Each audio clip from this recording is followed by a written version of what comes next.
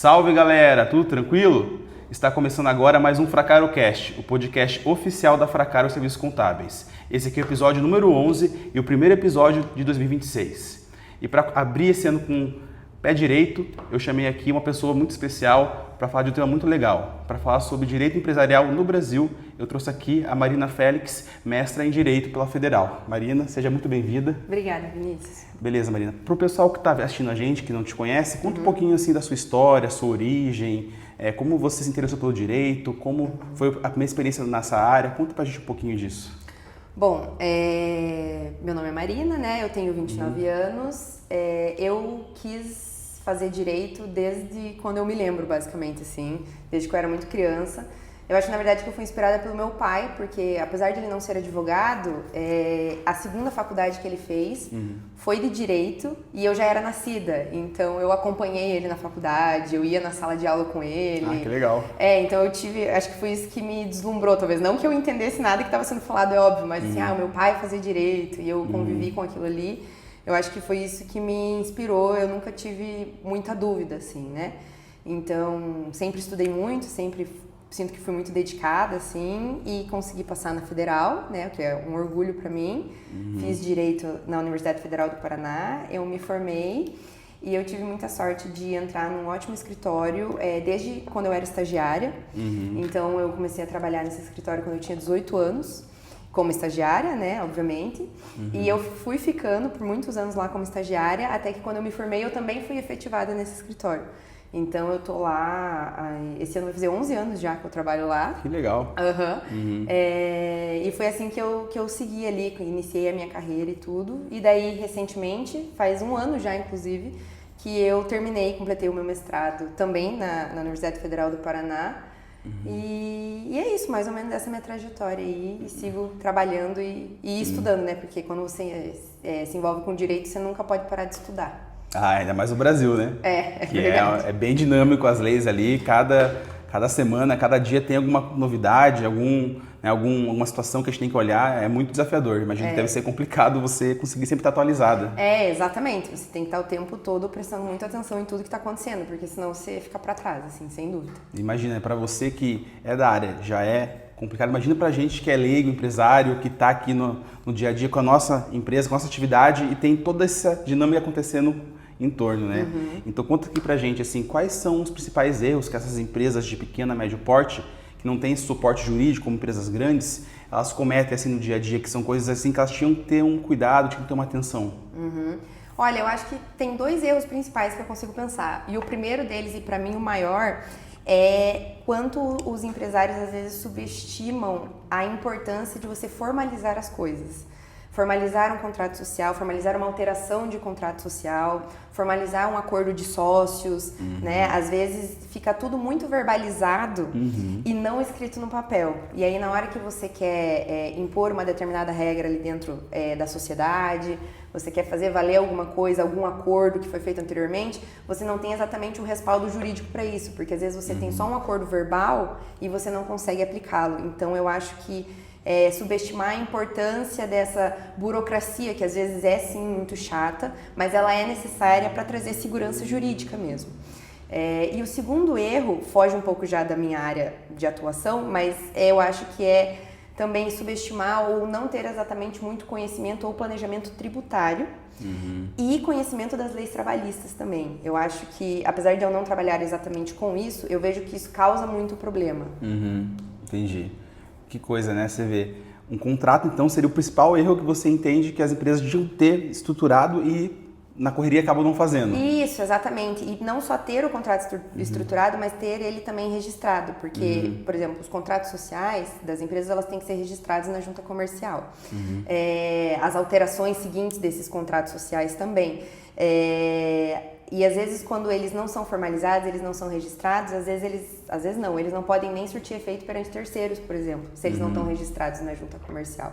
Então, essa falta de registro, essa falta de formalização, ela é bem complicada. Sim, é complicada porque o empresário normalmente ele é uma pessoa que ou está no momento desempregado ou ele quer realmente, né, aumentar a sua renda, ele empreende, daí ele não tem toda essa base por trás, né?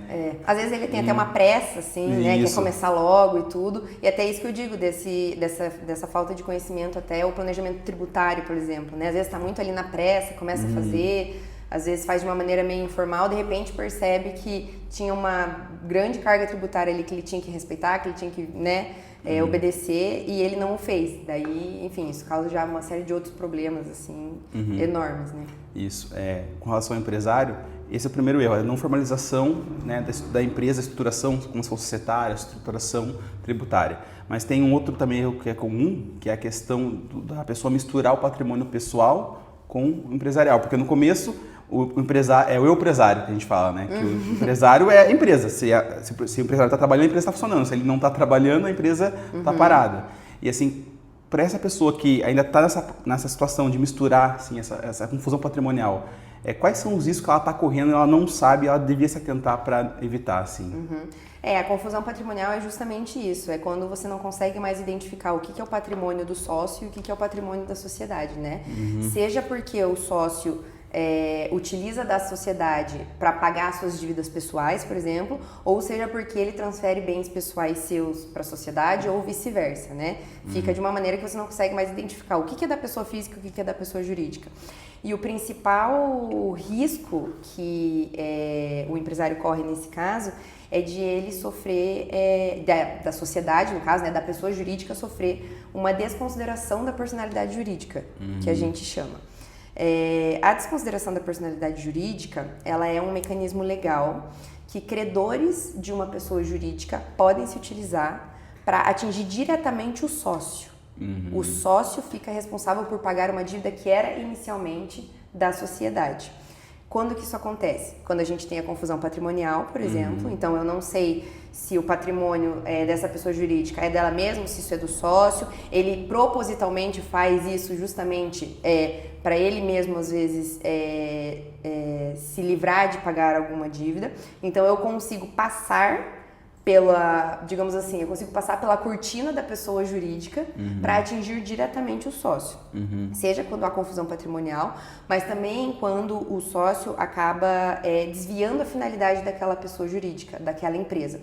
Por exemplo, um desvio de finalidade pode acontecer não só nessa confusão patrimonial, mas quando o sócio se utiliza da sociedade para cometer algum ilícito. Por exemplo, lavagem de dinheiro. É um ilícito cometido pelo sócio por meio dessa sociedade, e isso me dá o direito, enquanto um credor dessa sociedade, de ir diretamente buscar no sócio, porque às vezes até a sociedade está esvaziada ou alguma coisa nesse sentido. A desconsideração da personalidade jurídica, ela é uma coisa que acontece no processo, né? Tem que ter uma ação correndo, e ela é um incidente dentro do processo. Então, eu sou um credor e eu ajuizei uma ação cobrando X da empresa Y, certo? Essa empresa, por exemplo, não tem patrimônio, alguma coisa está acontecendo, eu consigo então pedir para o juiz que ele desconsidere a personalidade jurídica dessa empresa Y aqui que eu entrei com a ação contra, para que eu consiga então ir diretamente para os sócios e eles fiquem os responsáveis por honrar essa dívida que inicialmente foi contraída pela empresa. É interessante notar que isso que eu expliquei agora é meio que a roupagem tradicional, digamos assim, da desconsideração da personalidade jurídica. A gente até chama no direito da teoria maior. Por quê? Porque é preciso ter ou desvio de finalidade, né? O sócio utilizar-se da empresa para cometer ilícito ou para fraudar credores, por exemplo, ou ter essa confusão patrimonial. É preciso ter um fundamento ali para que eu consiga desconsiderar a personalidade jurídica. Não basta a empresa estar me devendo. Por isso que a gente fala da teoria maior, porque tem mais requisitos para que ela seja concedida. Mas existe também a chamada teoria menor da desconsideração da personalidade jurídica, que ela se aplica para relações consumeristas ou para relações de trabalho, o que eu acho que é muito importante também, porque eu acho que é uma coisa que às vezes o empresário ele pode até desconsiderar, achar que se eu não tenho confusão patrimonial, se eu não estou desviando a finalidade da minha empresa, não tem como eu sofrer com uma desconsideração da personalidade jurídica. Isso não é verdade. Se ele está dentro de uma relação de consumo ou, por exemplo, com algum problema com algum empregado dele ou alguma coisa assim, basta que a empresa não honre com a dívida, né, não pague aquele credor que advém dessa relação de consumo ou dessa relação trabalhista, para que a personalidade jurídica da empresa possa ser desconsiderada e o sócio ser diretamente responsabilizado por aquele valor. Não precisa ter dolo, não precisa desviar a finalidade, não precisa de nada disso. Basta que a empresa não tenha honrado com aquele pagamento.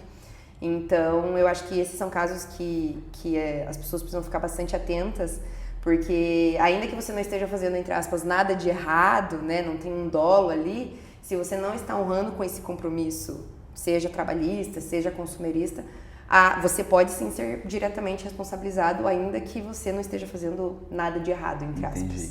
Vamos pegar aqui um caso atual, né, do Banco Master, que estourou essa situação agora, que, enfim, né, teve toda aquela situação de investimentos arriscados, que começou toda aquela onda de inadimplência. Então, nesse caso do Banco Master, o sócio ali, o CEO, ele pode ser responsabilizado por essas dívidas, né, que não estão sendo honradas, que não estão sendo pagas. Exatamente. Nossa, que problema. Você vê como é importante a gente saber até onde vai, né, a nossa responsabilidade perante, né, os clientes, os fornecedores, a sociedade. Isso, apesar da gente ter que sempre privilegiar uma certa autonomia empresarial, é claro, é importante as pessoas saberem, principalmente quem quer começar um negócio, de que a pessoa jurídica que você cria não te exime de responsabilidade alguma. Se você fizer alguma coisa de errado utilizando-se da sua empresa, você pode sim ser responsabilizado. Não é uma carta branca para você fazer o que você quiser, porque você tem uma PJ ali, né?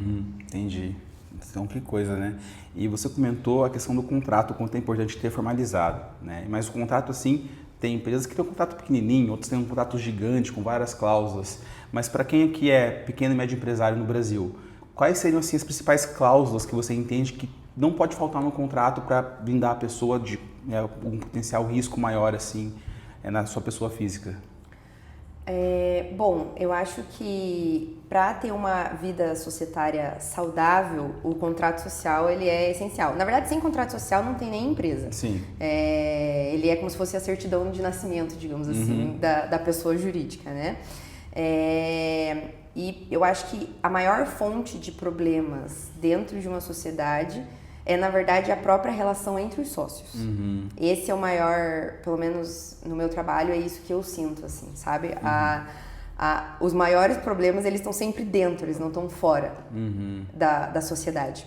Então, por conta disso, eu acho que as cláusulas mais importantes que precisam constar num contrato social são regulação de entrada, saída e exclusão de sócio, por exemplo. Isso dá muito problema. Tem alguns sócios tem alguma pessoa que se interessa em entrar na sociedade, mas tem sócios que não concordam, outros querem. Como que isso é regulado? Como que um novo sócio pode entrar na sociedade? Ou isso nem é possível? Questão de saída de sócio, como que funciona o pagamento de haveres, né? Porque quando um sócio quer sair da sociedade, aquela parte que ele colocou dentro da sociedade, né? Quando ele integralizou o capital social, ele precisa receber proporcionalmente novamente, né? De acordo com a evolução da sociedade e tudo mais, né? A evolução econômica, no caso. Então, como que vai ser calculado esses haveres? Como que esses haveres vão ser pagos? Isso também dá sempre bastante problema, bastante confusão, porque daí a gente está tratando de dinheiro propriamente, né? Exclusão de sócio é a mesma coisa. Quais são as hipóteses em que um sócio pode ser excluído? O que o sócio tem que fazer que vai levar à exclusão dele da sociedade? Outro ponto também, eu acho que as cláusulas de deliberações societárias são muito importantes. Como que convoca uma assembleia, quais são os quórums para decidir quais matérias, né? A lei já traz alguns quórums obrigatórios, mas tem outros que é óbvio que a sociedade ele tem autonomia para escolher, né? Então, quais são os quórums de deliberação? Também cláusulas de resolução de conflitos, né? Como serão resolvidos os conflitos que existirem ali na sociedade. Também a forma de participação nos lucros é muito importante, né? Como que vai ser dividida a participação de cada sócio nos lucros. Esse é outro ponto. De novo, a gente está tratando de dinheiro. É outro ponto que pode dar bastante confusão se não é bem regulada.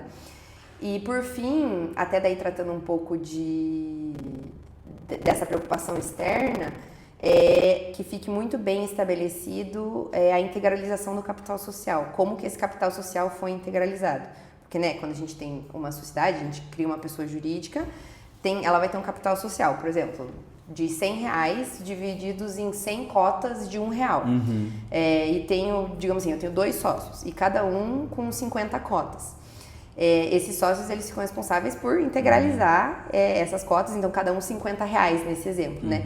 Como que essa integralização foi feita? Com que bens? Com que foi com valor? Enfim, até justamente para fazer essa diferenciação que a gente estava falando antes da questão da confusão patrimonial, né? Tudo fica muito bem registrado de como foi feita a integralização para que não haja nenhum tipo de confusão patrimonial mesmo, de questionamento se esses valores, eles são de fato integralizados dentro da sociedade, se não tem nada sendo colocado na sociedade que não foi registrado como da sociedade, mas continua sendo, por exemplo, patrimônio pessoal do sócio. Eu diria que essas são as cláusulas mais importantes, mas realmente reiterando que eu sinto que os maiores problemas são internos. Eu acho que uma sociedade, para que ela funcione bem, os sócios, eles precisam ter o entendimento de que a relação social, ela precisa ser muito saudável. Ela precisa estar muito saudável para que a sociedade vá para frente.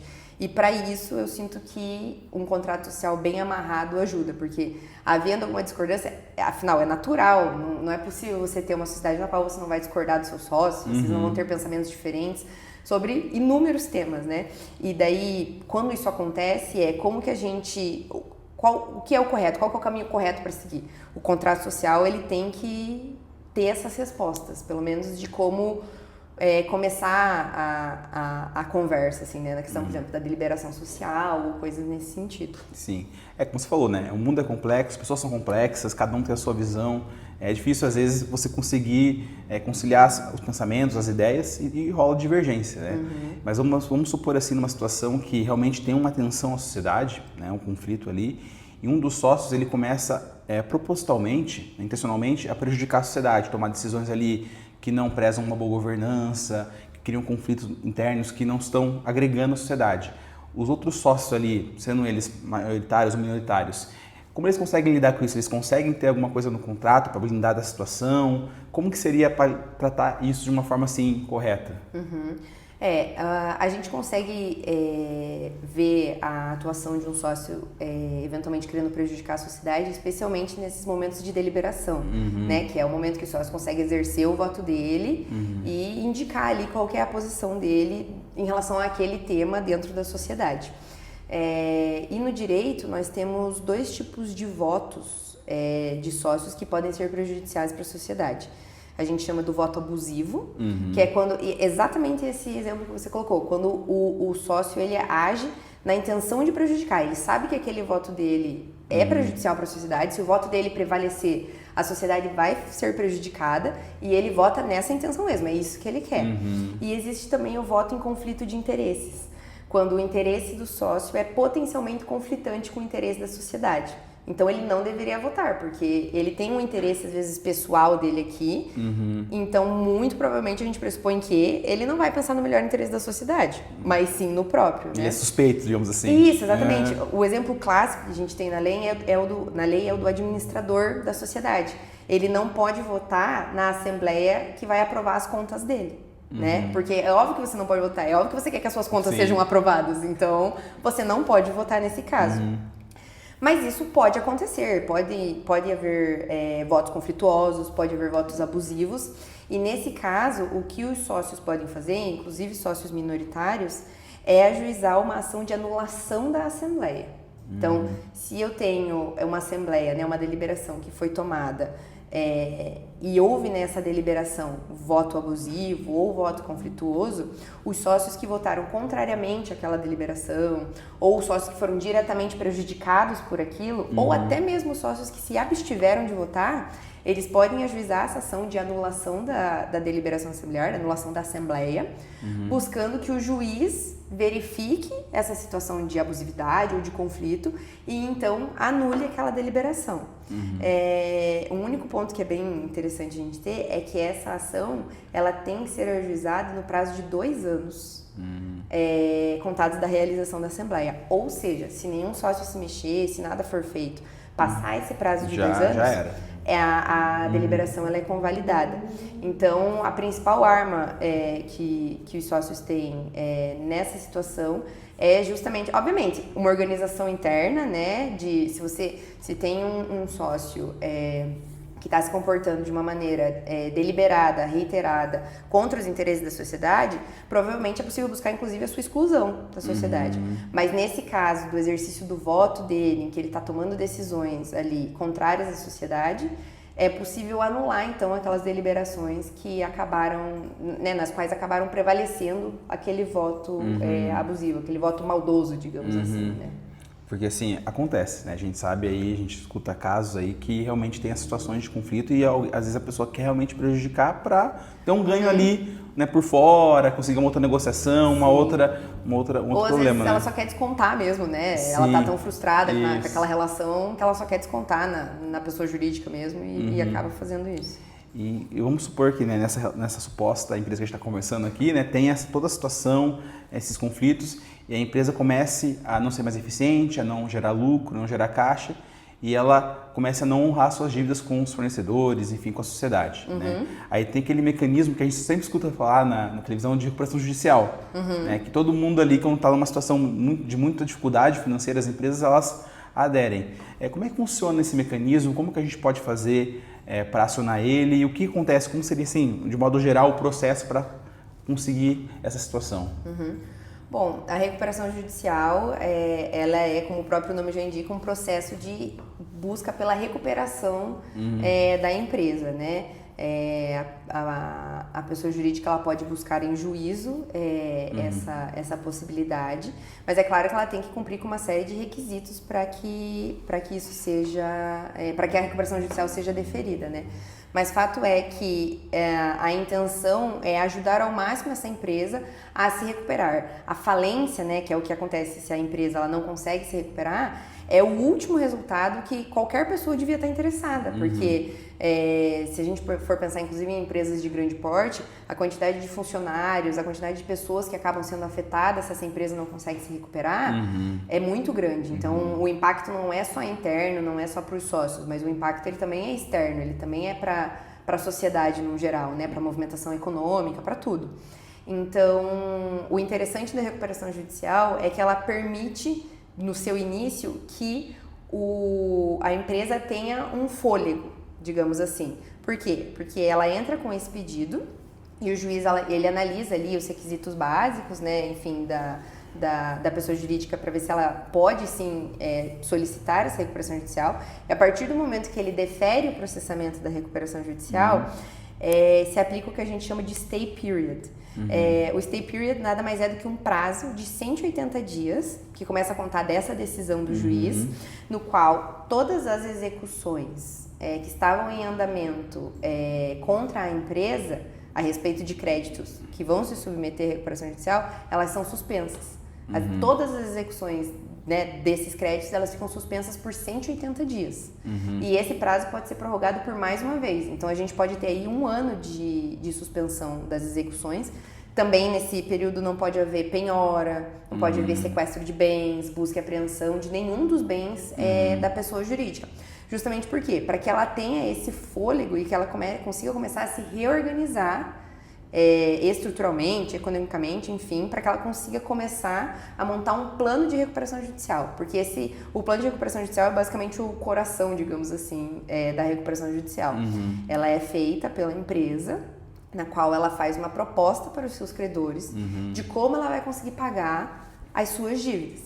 E é óbvio, esse plano ele envolve muito desconto, às vezes a gente está falando de descontos de 80%, 90% da dívida, parcelamentos altos, assim, muitos meses, às vezes anos de parcelamento, mas de uma forma que ela consiga se erguer, porque é óbvio que se for para pagar as dívidas dela da forma que estão hoje, ela não vai conseguir, por isso que ela está em recuperação judicial, né?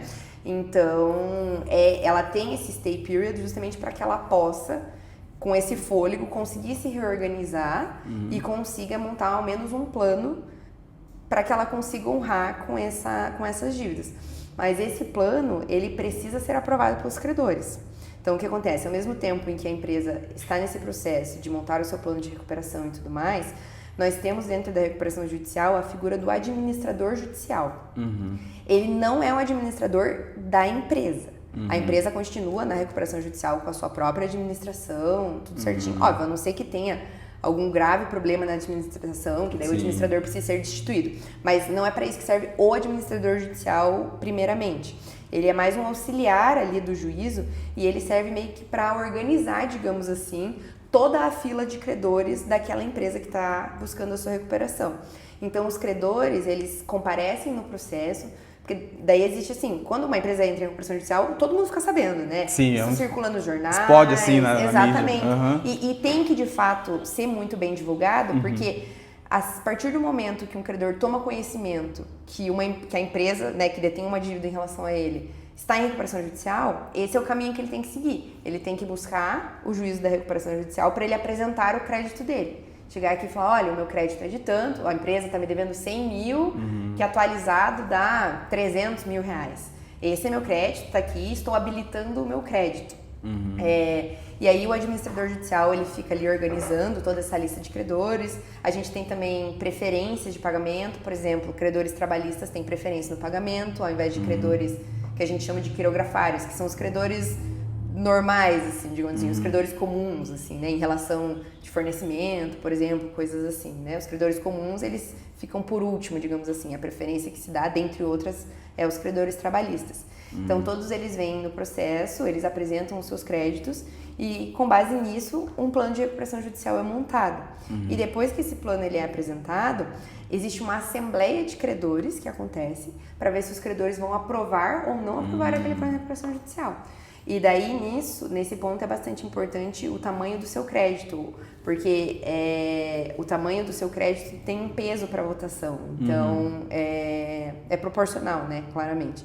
Então, os credores, eles precisam aprovar esse plano. Óbvio, não precisa ser por unanimidade, mas tem que ter uma maioria.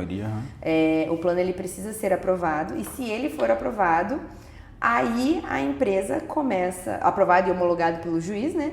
Aí a empresa começa a honrar as dívidas dela novadas, que a gente chama. Isso chama de inovação da dívida. Ou seja, a dívida que era X, agora é Y. Ela foi novada, ela foi reformulada, digamos assim. Nesse caso, de acordo com aquele plano de recuperação judicial. E aí a empresa começa a pagar esses créditos, a pagar essas suas dívidas, né? E daí, o que acontece? Se a empresa não honrar com os compromissos do plano de recuperação judicial, aí a sua falência pode ser decretada.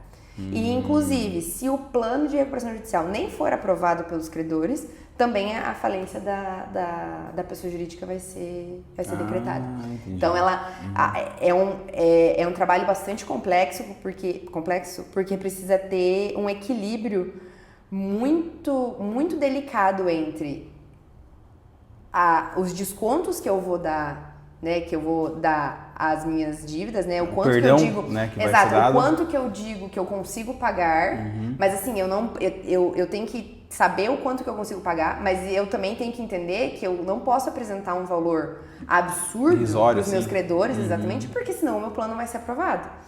E também toda essa logística entre os próprios credores, no sentido de, poxa, a gente tem que entender se a gente aceita esse plano e recebe pelo menos uma parte, ou às vezes a gente não concorda com o plano e quem sabe a gente realmente nunca mais veja nem um pedaço do nosso crédito sendo pago, né? Então, é um processo bastante complexo, demora aí alguns anos, geralmente, justamente porque, principalmente, né, quanto mais credores uma empresa tem, pior vai ser, porque é mais gente, é mais discordância, o valor da dívida vai ficando maior.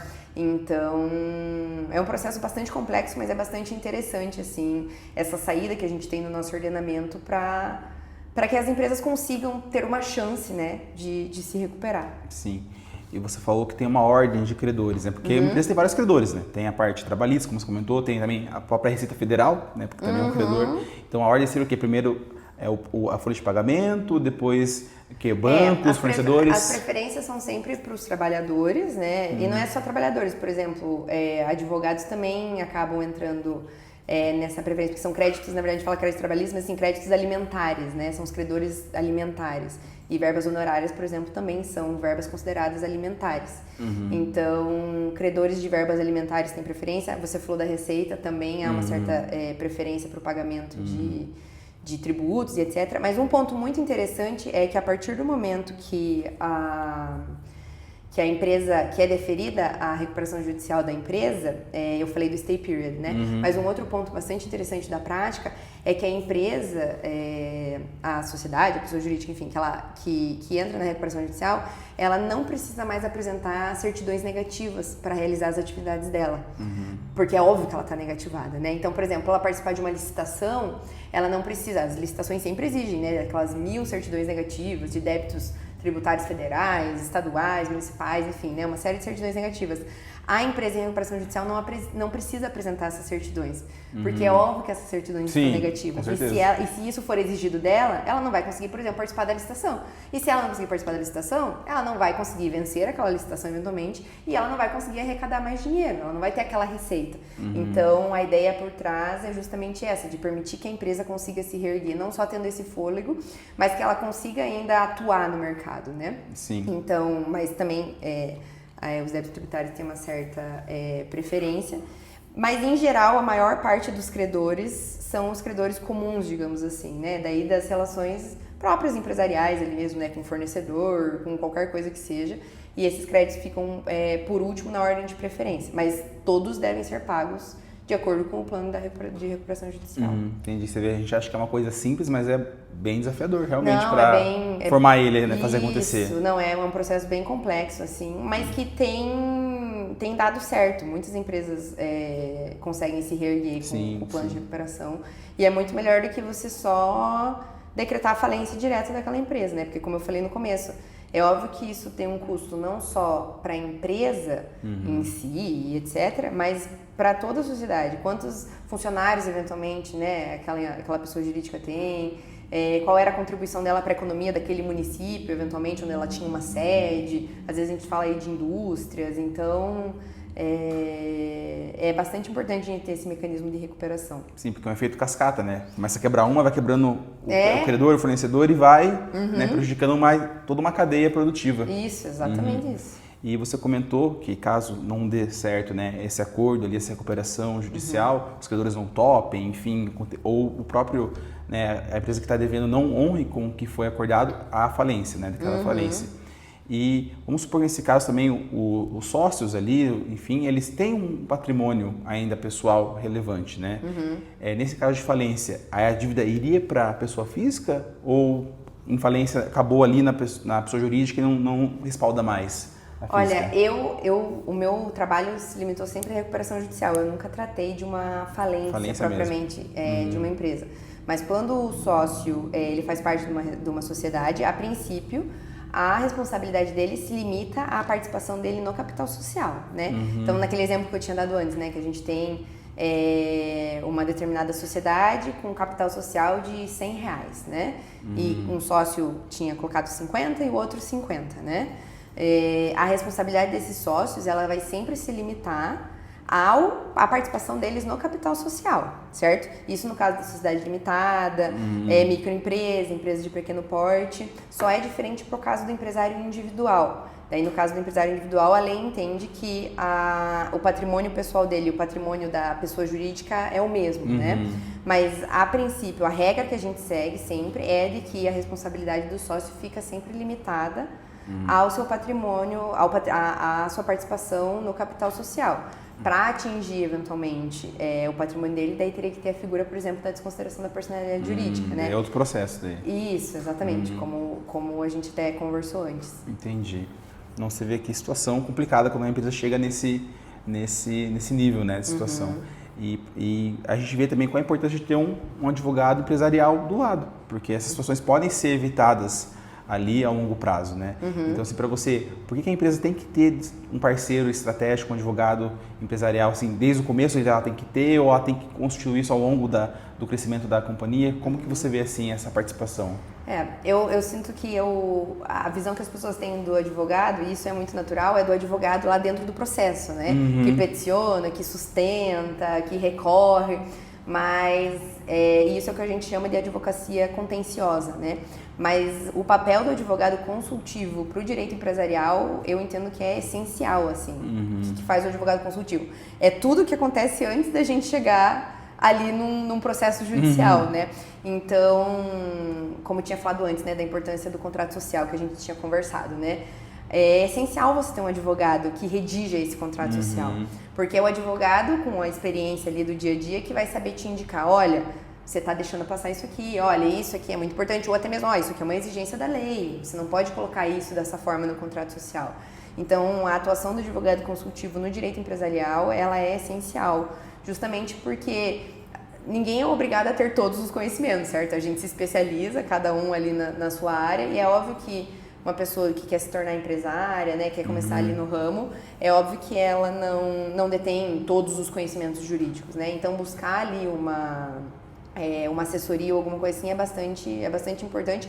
E eu acho que também reduz muito o trabalho da pessoa que está querendo começar, né? Justamente porque daí ela não precisa se preocupar, às vezes, em aprender e fazer todo um caminho das pedras que com um advogado vai ser muito mais facilitado já, porque ele já tem essa experiência, ele já sabe como fazer e ele vai conseguir te aconselhar da melhor maneira possível de como você, juridicamente, né, deve tocar o seu negócio. Sim, sim. Até por uma questão que também tem muitos empresários que têm mais de uma empresa. Né? É normal, às vezes a pessoa tem uma empresa em um segmento, outra em outro, tem aquele grupo empresarial. E também uma dúvida que me surgiu agora com relação ao grupo empresarial. Né? Uma situação que uma empresa do grupo está com dificuldades, está em recuperação judicial. Essa situação pode respaldar no grupo, sendo que o grupo faz parte do mesmo conglomerado, os sócios são os mesmos praticamente, isso pode respaldar também em outras empresas? Olha, a mera existência de um grupo econômico não necessariamente vai atingir todas as empresas do grupo econômico por conta dos problemas de uma só. Voltando naquela questão da própria desconsideração da personalidade jurídica, é preciso que haja essa intenção de dentro do grupo para haver um desvio de finalidade. Então, o grupo econômico ele é mais do que um grupo econômico, mas ele serve ali para dilapidar patrimônio, ele serve para ocultar patrimônio. A mera existência do grupo econômico não basta para que a recuperação judicial, por exemplo, de uma empresa puxe todas. É preciso realmente haver todo esse esquema por trás no qual todas as empresas do grupo econômico não estão saudáveis, ou então essa empresa que não está saudável e as outras que supostamente estão todas abusando ali da sua personalidade jurídica. O grupo econômico por si só não necessariamente... Sim, sim. Mas é possível chegar nisso, né? Sim, sim. Um processo, é possível chegar nessa situação de respaldar em outras empresas. Sim, sim. Havendo esse abuso de personalidade jurídica que a gente chama, é possível sim. Eu pergunto porque tem esse caso também, às vezes a empresa está com muita dívida no CNPJ, não consegue ter a certidão mais, não consegue empréstimos, e o empresário tem de abrir outro CNPJ, porque o CNPJ do zero, ele consegue movimentar o negócio, ele deixa aquele CNPJ ali que está endividado quietinho, né? Então é importante a gente frisar isso, que pode acontecer essa relação. Com certeza. O grupo econômico é uma coisa, né? Grupos econômicos são bastante comuns, né, nas relações empresariais. Mas criações dessa forma, às vezes, olha, eu tô com um CNPJ estragado aqui, vamos pro próximo. Isso não é como se esse CNPJ não existisse mais, né? Você ainda tem muita responsabilidade aqui. Então, nesses casos, pode haver sim uma responsabilização de todo o grupo econômico. E o que, assim, para fazer essa responsabilização, assim, caracteriza, por exemplo, um grupo econômico que tem funcionários que trabalham em empresas diferentes, no mesmo grupo, máquinas que são usadas, isso tudo pode ser um indício? Tudo isso pode ser indício, tudo isso pode ser indício, mas especialmente a visualização de que patrimonialmente essas empresas formam praticamente uma só, né? É a mesma coisa da confusão patrimonial que a gente estava falando do sócio com a sociedade, é a confusão patrimonial ali entre as empresas do grupo econômico. Mas esses exemplos que você deu também podem ser indícios, geralmente são usados ao menos como, mas veja, os funcionários aqui são os mesmos e etc. Porque normalmente quando o empresário faz isso, ele abre um outro CNPJ, normalmente é no mesmo lugar da empresa dele, é a mesma estrutura, ele só abre um novo CNPJ. Isso, e ele não pensa nesses riscos. Exatamente, né? Exatamente. E nesse caso, as outras empresas podem sim ser responsabilizadas. Aí a importância de ter um advogado do lado realmente, porque na hora que você precisa de recurso, precisa dar um jeito, você abre e não pensa nas consequências. Você acha saídas fáceis, assim, né? Pronto, tá aqui a minha saída. Mas você não sabe que depois o preço a pagar vai ser bem mais alto. Sim, sim. É que hoje o pessoal tende muito a procurar informação sozinho, e obviamente é importante, né? Hoje nós temos IA, temos Google, que pode ajudar a gente, mas é bom ter um profissional do lado, porque é muito genérico às vezes quando você procura tipo, um contato social. Poxa, você pode pegar um modelo lá, mas às vezes é genérico, passou a realidade. Não deve ser ideal as cláusulas, né? O molde do contrato, então é fundamental ter alguém do lado para poder ajudar. Com certeza, assim como você precisa de um médico, você precisa do engenheiro, você precisa do contador, você precisa também de um advogado, né? Não dá pra gente subestimar a importância, né, desses profissionais na nossa vida, né? Sim, maravilha.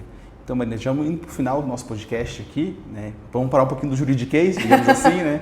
E vamos conversar, fazer umas perguntinhas para você, assim, né? Curiosidades para o pessoal também te conhecer um pouco mais. Da Marina, assim, profissional e também da Marina, pessoa física, pessoal, né? Qual seria uma frase que mais te define, uma frase que você gosta? Olha, uma frase que me define, eu não saberia dizer, assim. Não sei se eu tenho alguma frase, assim, que eu, por exemplo, tatuaria na minha pele. Mas eu acredito muito que dedicação e trabalho duro podem levar você a lugares muito longe, assim. Acho que... e que o estudo é muito importante. Eu acho que hoje em dia a gente está num momento de subestimar a importância do estudo, a importância da educação. E essa é uma lição que eu tirei dos meus pais, assim, que se eu me educasse, se eu estudasse, se eu me dedicasse, eu evoluiria muito na vida. E eu acredito muito até hoje nisso e eu tento seguir a minha vida dessa forma. O trabalho devolve, né? Quando você trabalha, se dedica, você tem um retorno. Sim. Né? Realmente, hoje todo mundo quer saber de tudo, mas às vezes não paga o preço, né? Não paga os anos de estudo para realmente dominar a técnica. Ou tem muita pressa também, que é tudo para ontem, assim, e não entende que as coisas demandam entrega, né? Demandam dedicação, assim, né? As coisas não caem no colo, né? Exatamente. Qual é o lugar mais legal que você já conheceu, assim, até agora, né? Eu acho que o mais legal, o mais diferente, então eu vou colocar como mais legal, foi a Capadócia, na Turquia. É um lugar muito diferente, assim. Eu fui para Atenas já também, eu me diverti muito na Grécia, mas a Capadócia parece que você não tá no planeta Terra, assim. Parece, sabe, as paisagens, assim, parece que você tá, sei lá, em Marte, assim. Que legal. Então eu diria Capadócia. Capadócia é onde o pessoal sobe de balão lá, que é um pôster, todo mundo vê assim, um monte de balão no lugar, né? Eu fiz o passeio de balão e eu tirei umas fotos e às vezes eu olho elas no meu celular e não parece que fui eu que tirei essas fotos, assim, parece aquelas fotos que você só vê na internet mesmo. Cartão postal mesmo do lugar. Isso, exatamente. Que legal. E qual lugar você ainda quer conhecer, assim, tem a pretensão de visitar? Olha, eu honestamente quero conhecer praticamente o mundo inteiro. Volta ao mundo aí. Eu tenho muita vontade, acho que as minhas maiores vontades, assim, a coisa que mais me deixa feliz é viajar. Então, eu tô com muita vontade de ir pra África do Sul, fazer safari, assim, pra savana e tal. Então, África do Sul. Deve ser legal mesmo, deve ser... diferente, assim, sair um pouco de, né, todo mundo fala, Europa e tal, pra um lugar diferente, assim. Deve ser muito também brutal, porque imagino que lá o mundo animal é aquela... Então, tem um pouco de noção, assim, né, de como é a natureza de verdade, né, assim, eu amo animais e tal, então eu acho que isso, o dia que eu for, vai ser, assim, uma realização imensa, eu acho, eu vou ficar boba, assim. Sim, tem até uns vídeos que você vê no Instagram, assim, que dos animais ali, o pessoal fazendo um safari, os animais ali se degladiando, se atacando, você fala, meu Deus do céu, que loucura, deve ser realmente uma experiência ali diferente, no mínimo diferente, né? Eu acho que a gente não tem... Eu nunca vi, entendeu? Animais assim. Eu acho que a gente não tem noção de como é, de fato, ver ali a natureza acontecendo, assim, sabe? Tipo, o que é ver um leão, ou sei lá que seja, fora de um zoológico, assim, né? Ele no seu próprio habitat. Eu acho que, pelo menos eu já ouvi pessoas falarem que é uma outra experiência, assim. Você fica com outra noção, assim. Com certeza, beleza. E qual o filme assim, que você mais gosta de assistir? Aquele filme que se passar, que você para e assiste mais de uma vez, porque você adora? Olha, sendo bem honesta, esse filme é qualquer Harry Potter. Harry Potter, né? Harry Potter é um filme que é meio que minha zona de conforto, assim, sabe? Tipo, conheço esse do terreno aqui, minha casa. Mas um filme que eu amo muito, assim, que eu talvez diria que é o meu filme preferido, mas que eu não assisto a qualquer momento, assim, é Questão de Tempo. Questão de tempo... É um romance, assim, e parece bobinho, mas quando você assiste o filme, meu Deus, mas o plot por trás é que ele é um jovem e ele tem... Os homens da família dele têm a habilidade de voltar no tempo. E ele meio que usa isso pra conseguir... Não é que ele usa isso pra conseguir a mulher perfeita, mas é meio que assim, é um romance no qual este... O personagem principal, ele consegue voltar no tempo, assim. Tem toda uma lição, né, sobre não querendo dar spoiler, mas é toda uma mensagem sobre como a gente tem que aproveitar as coisas, né? Estar presente nos momentos, porque a gente não consegue voltar no tempo. Não tem né? uma segunda chance. Então tem uma mensagem muito bonita no filme, assim, e eu não assisto muito porque eu acho ele muito emocionante, eu acabo me emocionando. Então eu assisto ele às vezes só. Que legal, vou procurar conhecer. Acho que nunca assisti esse aí. É com a Rachel McAdams, eu gosto muito dela. Você conhece. E é com outro ator, que horrível, eu gosto muito dele, mas eu não sei o nome dele. Ele é um ator, nossa, ele já fez tanta coisa.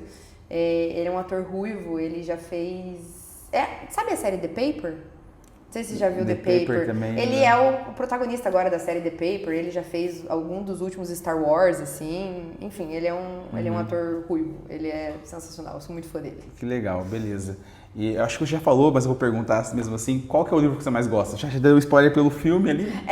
Não, olha, livro, eu sou libriana, então eu tenho muita dificuldade de, tipo, esse aqui é meu favorito, isso aqui. Eu já falei assim da frase, já falei do filme e agora com o livro é a mesma coisa. Geralmente os meus livros preferidos são alguns que eu li mais recentemente. Então, e eu gosto muito de ficção, de suspense, romance, assim, né? Então, 2 livros que me marcaram muito, que eu li no final do ano passado, é Criaturas Extraordinariamente Brilhantes e Devoradores de Estrelas. Devoradores de Estrelas, inclusive, vai ser um filme esse ano ainda sobre. Que legal. E os dois, ontem eu tava refletindo sobre isso, e os 2 livros são sobre amizade. Então, legal. É interessante pensar nisso. Nossa, eu leria de novo com certeza os 2. Que bacana, eu vou procurar também esses aí pra conhecer. E assim, na sua vida pessoal, assim, ou também profissional, né? Quem seria, assim, o seu herói ou sua heroína? Ai, clichê total, mas meus pais. Acho que todo mundo, né? Não, é muito clichê, mas tava até falando dessa questão da educação e tal, né? Eu acho que meus pais sacrificaram muito pra eu ter tido a educação que eu tive e tal. Eu sei que não foi nem um pouco fácil pra eles. Então, meus pais. Clichê, mas é verdade. Pura verdade, né? Todo mundo acredita, né? Se não é, o pessoal que veio aqui já em outros podcasts, né? A maioria é pai e mãe e outros falam também de Deus, sim. Então sempre são ali os pilares de qualquer pessoa, né? E nas horas vagas, assim, qual que é o seu hobby favorito que você gosta de fazer pra distrair, pra dar uma relaxada? Leitura, com certeza. Amo ler. É bom, né? Dá uma desconectada do mundo, assim. Se você precisar sair pra viajar ou estar em outro lugar. Especialmente como eu gosto tanto de ler ficção, cada livro é um mundo, assim, é uma história, são pessoas diferentes. É uma viagem particular, né? Exatamente. Ler é o que eu amo fazer. Que legal. E qual comida que você mais gosta de comer? Massa. Qualquer tipo de massa e comida japonesa também. Nada saudável, mas... A pergunta não é saudável, a pergunta é que eu gosto de comer. Quem que vai falar comida favorita? Salada. Acho que ninguém vai falar, né? Um pouco, assim. Não vai, né? Não, massa, sou viciada e comida japonesa também, viciada. Que legal. E assim, fazendo uma autoavaliação sua, o que você entende, assim, qual seria a sua principal crítica, a sua principal virtude e o seu principal defeito? Eu acho que uma virtude minha, não sei se é a principal, mas eu sou muito empática. E às vezes pode não ser também uma virtude, né? Pode ser até um defeito, isso pode prejudicar às vezes se você tem muita empatia, mas eu sinto que, em geral, eu consigo me colocar no lugar de outra pessoa, assim, sabe? Eu sinto que falta isso muito para algumas pessoas, então eu sinto que eu consigo, pelo menos tentar, não que ninguém é perfeito, né? Mas eu sinto que eu tô sempre tentando me colocar no lugar de outra pessoa e entender como que ela tá se sentindo, assim, sabe? E defeito, acho que os meus 2 principais defeitos, me falta muita paciência. Eu não sou uma pessoa muito paciente e eu sou bastante, porque eu sou uma pessoa bastante ansiosa, né? Então me falta paciência e eu acho que eu sou bastante controladora também. Então, com certeza eu preciso melhorar nesses aspectos. Mas é importante a gente ter autoconhecimento, né? Ter aqui a humildade pra falar. Não, ninguém é perfeito, né? Todo mundo tem, né? Tem uma coisa que é o ponto forte, outra que é o ponto mais fraco, é normal. Né? Exatamente. Mas nada que todo mundo também não tenha, né? Todo mundo hoje em dia é um pouco ansioso, gosta de controlar. Quem não gosta de ter o controle de tudo, né? Então, eu admiro pessoas que são muito tranquilas, assim. Você, pra mim, é um exemplo, inclusive, de pessoa centrada, assim, tranquilidade e tal. Não que você não seja firme, mas de tranquilidade mesmo, assim, sabe? Isso é uma coisa que eu admiro nas pessoas, porque eu sinto que me falta um pouco, com certeza. Entendi. Beleza. E assim, fazendo uma retrospectiva assim da tua carreira profissional, da sua vida, o que você diria para Marina de 10 anos atrás, quando ela estava lá pensando em fazer direito, né, motivada pelos pais? O que você diria para ela assim como conselho para ela seguir assim até onde você está hoje? Eu falaria pra ela, eu acolheria ela, né? Falei, calma, que vai dar tudo certo. E eu também falaria pra ela, tipo, não parar, assim, não parar de se dedicar, não parar de estudar, não ficar com preguiça, assim, sabe? Eu acho que quando a gente é mais novo, assim, eu acho isso um problema. A gente entra na faculdade com 17 anos, assim, sabe? Hoje, é muito novo, né? A gente tem maturidade pra isso? Eu não acho que eu tinha, assim, sabe? Às vezes eu ficava pensando, nossa, eu entrasse na faculdade agora, né? Não, óbvio que preguiça, né? Óbvio. Tem que ter muita coragem pra voltar depois, né? Já, né? Mas eu fico pensando com a cabeça de hoje, né? Eu acho que eu faria ainda mais proveito, assim, sabe? Com não certeza. que eu não tenha me dedicado ou aproveitado a faculdade, mas eu acho que eu conseguiria tirar ainda mais proveito, né? Mas eu falaria pra ela que vai dar tudo certo, porque, né, eu tava com 19 aninhos, 20 anos, então aquele começo de vida, aquela ansiedade, será que vai dar tudo certo? Eu ia falar pra ela que sim, vai dar tudo certo, e pra ela se dedicar, continuar se dedicando. Que legal, muito bom. E agora falando de futuro, né? Você está na empresa já há mais de 10 anos, como você comentou, tudo mais. E qual a tua visão aí a longo prazo? O que você almeja? Né? Quais são os próximos passos para você construir aí a sua carreira? Eu quero muito fazer meu doutorado, né? Graduei, fiz pós, fiz mestrado. O próximo passo natural é o doutorado. Eu não tenho exatamente pressa, tem outras coisas da minha vida pessoal que eu quero fazer ainda. E eu acho que é bom ter tempo para isso também e aproveitar ali a nossa juventude, né? A gente é tão novo ainda. Mas também não é uma coisa que eu quero me demorar exatamente a fazer. Então é buscar o meu doutorado, com certeza. Também o doutorado deve ser mais difícil que o mestrado. O doutorado é o dobro de tempo, já começa aí. O mestrado dura 2 anos, o doutorado dura 4. O doutorado você tem a responsabilidade de criar uma tese mesmo, né? Ali na área que você está pesquisando, então tem, por consequência, muito mais matérias para você fazer, enfim, então é outro nível de comprometimento, com certeza. Mas quero chegar lá. Sim, né? Tudo vai dar certo com calma, né? Paciência, a gente chega lá, né? Exatamente. Maravilha. Então a gente vai encerrando aqui o nosso FracaroCast. Pessoal, espero que vocês tenham gostado. Sim, eu aprendi bastante coisa essa manhã, né? Também eu sou aqui da área contábil, de lidar com empresas, com empresárias, mas muita coisa que a Marina comentou realmente não sabia. E Marina, para quem quiser acompanhar teu trabalho, conhecer o escritório que você trabalha, qual que é a rede social, qual que é ali as mídias para poder contatar? O meu Instagram é Marina K, de Kirsten, né, que é meu sobrenome, Marina K Félix. Esse é meu Instagram. Então, pessoal, caso tenha alguma dúvida ali, precise de um auxílio aí na parte empresarial, Marina está aí à disposição, beleza? Então, Marina, poxa, muito obrigado pela participação aí, gostei bastante, foi muito enriquecedor para mim. Imagino que o pessoal de casa também vai ser algo assim que vai fazer eles repensarem a importância de um advogado ali do lado, e tentar sempre buscar um especialista, não tentar ir no geral, na internet, na IA, que ajuda, obviamente, mas não é o caminho, né? É bom ter alguém capacitado do lado, beleza? Sim, exatamente. Obrigada pelo convite, Vinícius. Fiquei muito honrada. E boa sorte para você, boa sorte para a Fracaro. Desejo tudo de bom para todos vocês. Maravilha, para você também, Marina. Então, pessoal, vamos encerrando aqui mais um FracaroCast. Até o próximo episódio. Tchau, tchau.